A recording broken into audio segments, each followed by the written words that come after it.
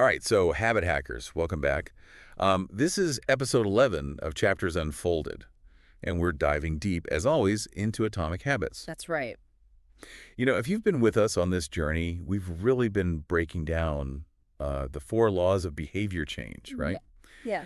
And last time we were talking about, uh, well, we were really focused on making good habits irresistible, right? Like, how do we pump up that attraction factor so they really stick? Absolutely. Make them as attractive as possible. So we just want to do those good habits all the time. Right. And that was the third law. The third law is make it attractive. Yeah. But this chapter, we get a little bit of a curveball, right? A little bit. Because we're going to explore the dark side, I guess you could say. Yeah. The flip side, the other side of the coin. The underbelly of bad habits. Yeah. Not just how to break them, but why do they exist in the first place? Right. Understanding the why behind them.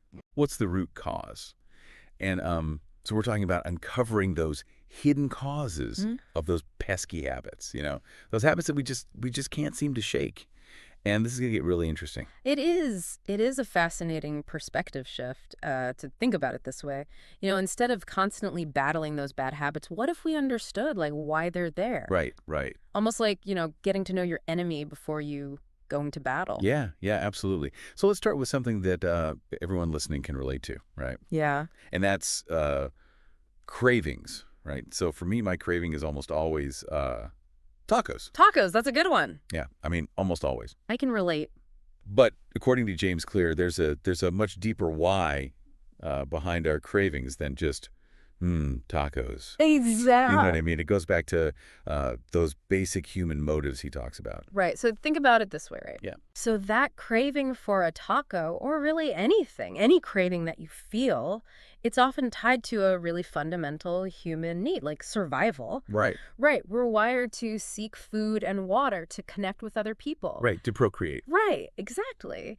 And so that craving for a juicy taco or whatever it is that you're craving, it's just a modern day expression of that age-old drive. So you're saying when I have my Taco Tuesdays, I'm basically channeling my inner hunter-gatherer, right? Precisely. That's exactly what's happening. Okay. And this goes beyond just food, right? Yeah. So let's take some examples, right? Some of today's most common habits: swiping through Tinder, right, scrolling Facebook, obsessing over, Instagram likes, or those late night Google deep dives that we all, do sometimes. Right, the rabbit holes. What are those really about, right? If you think about it on a deeper level, what are those needs that are being fulfilled? Okay, I see where you're going with this. So, Tinder is really about connecting, finding a partner, right? Mm-hmm. Facebook is about keeping up with friends and family. Instagram feeds our need for approval from other people. Exactly. And those Google spirals, that's about, satisfying curiosity. Right. Reducing uncertainty. Right. Right. We want to know the answer to that thing that's bugging us. Right. Exactly. So all of these seemingly modern habits, they're actually rooted in these very deep-seated human motives that we've been talking about. It's fascinating, right? It is fascinating. How we're using all of these newfangled tools and technologies and apps to address the same core motives that have driven humans for centuries. Right. So what do you think this means then for actually changing our habits? Do you have any initial thoughts on that? I'd love to hear what the listeners think. Leave a comment down below with your thoughts on that. Yeah. What are your initial thoughts on that? I think, what's so mind-blowing about this is that if we can tap into that underlying why behind our actions, right, it's like we hold the key to rewiring those habits in a more intentional way, right? It's not just about willpower. It's about understanding those deeper motivations. Right. It's like understanding the source code of our behavior in a way. Exactly. Yeah. Okay. So, but before we jump into the how, right? How do we actually change those habits? Yeah. There's another crucial piece of the puzzle here, and that is the role of predictions. Predictions. That's right. So predictions, you mean predicting how many tacos I can eat right before I get a stomach ache? Not quite. Not quite. Although that's a good skill to have. Right. Think about it this way. Every time that you encounter a cue, right, you see something in your environment, your brain runs this little simulation, and it's making a prediction about what to do next. So, for example, if you touch a hot stove. You predict pain, right? Yeah. And you instantly pull your hand back. Right. Or you see a green light when you're driving. Mm-hmm. You predict safe passage and you hit the gas. Right. So our brains are running these little simulations, these little predictions all the time. So our brains are constantly running these like mini simulations Yeah. in the background Uh-huh. all the time, guiding our actions without us even realizing it. Absolutely. They're constantly predicting what's going to happen next so that we can react appropriately. And these predictions, they play a huge role in our habits as well. Okay, so so give me an example of that. So think back to those tacos you were talking about. Right. Right. So you see a picture of a mouth-watering taco on Instagram or on, wherever you're looking at food pictures online. Right. And your brain, based on all your past experiences with tacos, predicts the pleasure, the satisfaction that you're going to feel when you eat that taco. And that prediction, that's what creates the craving. Hold on. So it's not actually the taco itself Right. that's driving the craving, but the prediction of how it will make me feel. Exactly. It's the prediction. That's so interesting. It's not the thing itself. And here's the thing that's really interesting is that those predictions that your brain is making, they're often based on past associations, right? Right. Which aren't always accurate. So let's say, for example, a smoker sees a cigarette. Right. Right. Their brain might predict that, okay, when I smoke the cigarette, I'm going to feel relief from stress. Right. Right. I'm going to feel, a decrease in anxiety, even though in reality, smoking is contributing to those feelings. Right. Right. But the brain has learned this association. It's like our brains are running these little scripts, Yeah. like dictating our responses based on what we've learned before. Yeah. It's like a program that's running. So how much control do we actually have then over our behavior if our brain is always predicting and creating these cravings and all this? That's a great question, and that's what we're going to dive into in the next part of our deep dive. But for now, I want you to just take a moment and think about your own habits. What cravings or urges do you experience on a regular basis? Right. And what predictions do you think your brain might be making to create those cravings? Share your thoughts in the comments below. I'd love to hear what you come up with. And before we move on to the next part, don't forget to hit that like button, subscribe to our channel if you haven't already. And if you know somebody who could benefit from this deep dive, share it with them. Let's spread the habit hacking knowledge. Yeah. Spread the habit hacking love. We'll be back with part 2 in just a moment. All right, so welcome back. Before the break, we were talking about how our brains are constantly making these predictions, right? Right. Creating those cravings and urges that drive our habits. But, the big question is, how can we actually change those predictions? How do we hack the system, make those predictions work for us, not against us, right? Yeah. That's what we're going to explore now. This is what I've been waiting for. Yeah. Give me the inside scoop. How do we reprogram our brains to crave the good stuff? Right.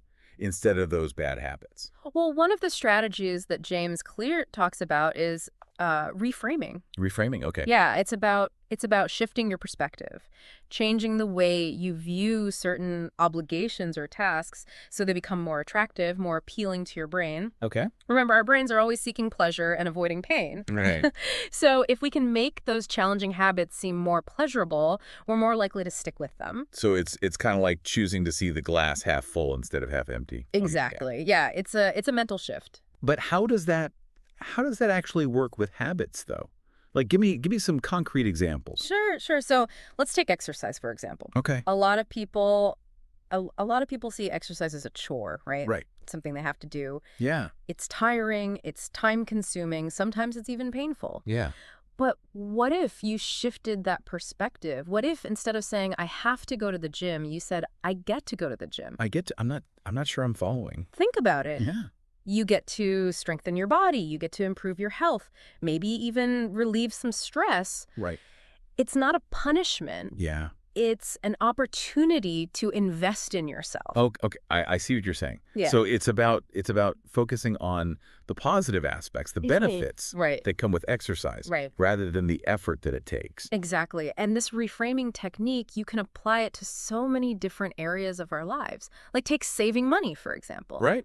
Right. It can feel like a sacrifice in the moment. Yeah. But if you reframe it as, I get to secure my future financial freedom, it becomes a much more empowering choice. I'm starting to see how powerful this can be. Like, we can literally trick our brains into wanting to do the things that are good for us. Right. Yeah, you're changing the way you view it. You're changing the way you feel about it. So what are some other examples? Like, how can we use this reframing to break bad habits? Well, think about meditation. Okay. Some people get frustrated with meditation because, their minds wander. They Yeah. feel like they're not doing it right. But what if you reframe those wandering thoughts as opportunities Okay. to practice bringing your attention back to the present moment, Right. right? So suddenly it becomes less about achieving a state of perfect stillness and more about, training your mind like a muscle.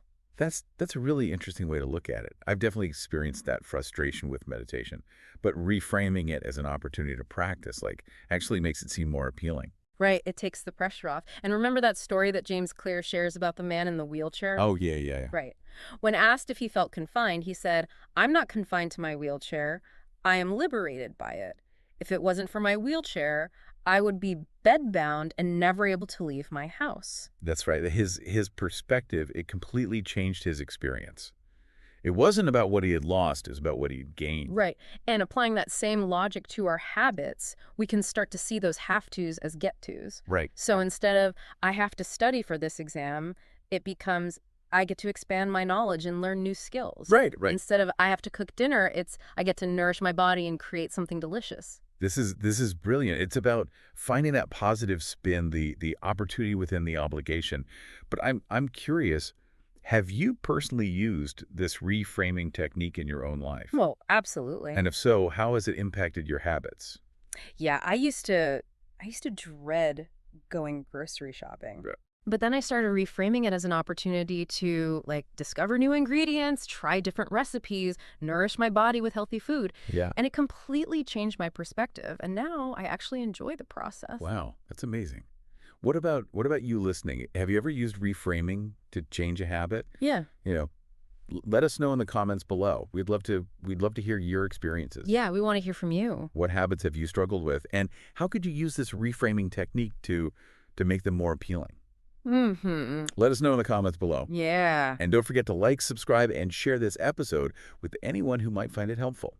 We'll be right back with the third and final part of our deep dive. Welcome back, everyone. We are in the final stretch of our Atomic Habits deep dive. And it's been a wild ride so far. I mean, we've gone really deep into the hidden causes of these bad habits we all have. We've uncovered how powerful reframing can be. And we even learned, how to hack our brains with these motivation rituals. Yeah, it's been quite a journey. But before we wrap things up, there's one more piece to this puzzle that I think we need to address. Yes. And I think it goes back to something we talked about earlier about how our habits are often like modern solutions to ancient desires. Right.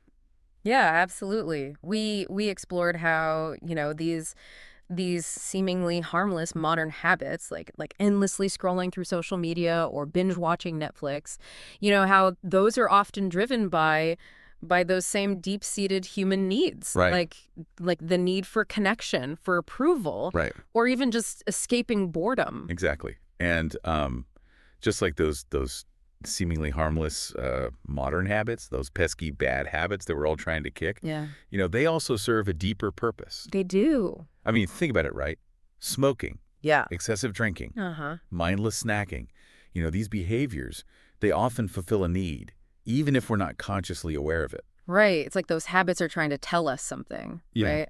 They're a symptom of a deeper issue, Mm. a need that's not being met in a healthy way. So it's almost like they're like a signal, a warning sign. Exactly. Okay, so how do we uncover those deeper whys, right? Ah. And address them effectively? Like how do we get to the root of the problem instead of just, hacking away at the roots of... Well, one powerful technique is to simply ask ourselves some tough questions, Okay. right? Like, why do I engage in this habit? Okay. What void is it filling in my life? Yeah. What am I feeling or experiencing right before I reach for that cigarette or that extra cookie or that glass of wine? Right. So it's like we need to become like habit detectives almost. You Right. bet. Investigating our own behaviors to understand those underlying motives. Exactly, Hmm. exactly. And once we start to identify those underlying needs, then we can start brainstorming, healthier, more productive ways to fulfill them. Okay.